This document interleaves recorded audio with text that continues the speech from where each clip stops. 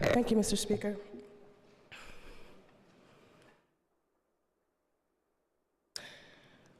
I'm going to stick to my script. And I'm going to stick to my script because I wrote it very carefully and thoughtfully about what this is about. I would first like to recognize Governor Hutchinson for his leadership regarding this bill, and Senator Hendren for his poignant testimony in House Education on Tuesday.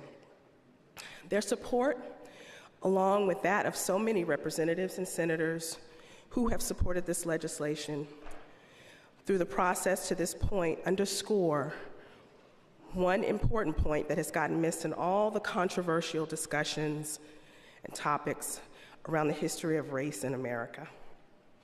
And that is, Dr. Martin Luther King is an American hero, servant leader, and a Christian whose ideals and philosophies, his great works, changed the world. Dr. King spent his life working toward one of the most famous quotes in the world. "I have a dream that my 4 little children one day will live in a nation where they will not be judged by the color of their skin, but by the content of their character."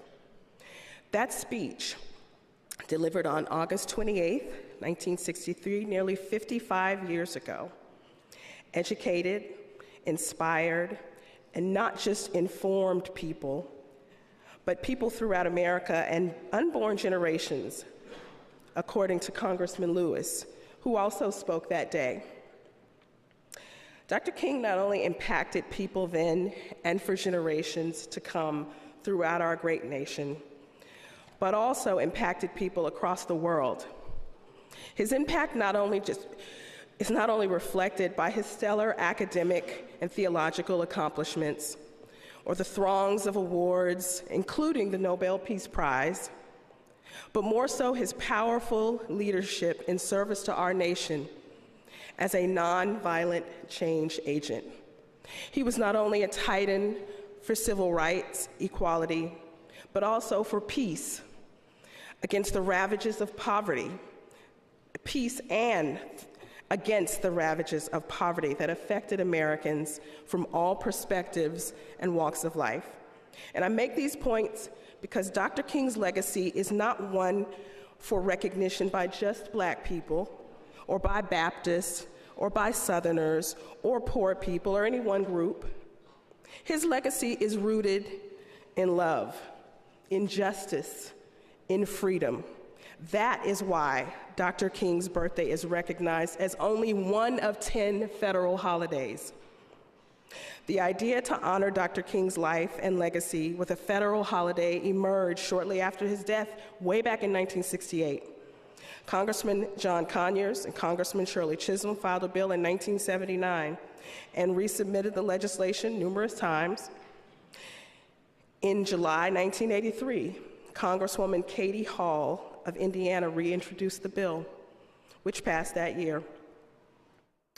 The King holiday was first observed in 1986, but about 7 states out of 50, 7 states resisted observing the holiday as such, giving it alternative names and combining it with other holidays, and was not officially observed in all 50 states for the first time until 2000. We were one of the last states, and adding General Lee was a compromise to do so.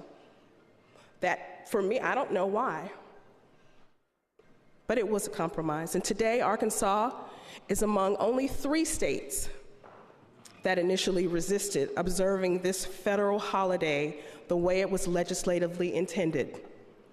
Colleagues, Senate Bill 519 not only advances history as it relates to the education of generations to come, but it puts Arkansas on par with 47 other states that observe the holiday in accordance with the federal law that was passed and signed by President Ronald Reagan on November 2nd, 1983.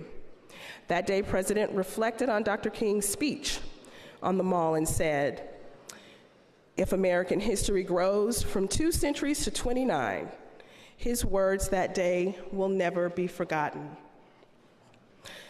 Colleagues, I ask that you support Senate Bill 519 with a good vote, not out of political correctness, but out of a sense of unity that we can support this law the way it was intended, along with 47 other states, and Arkansas, in addition to Dr. King's history, can be remembered as a state that embraces his legacy. Thank you.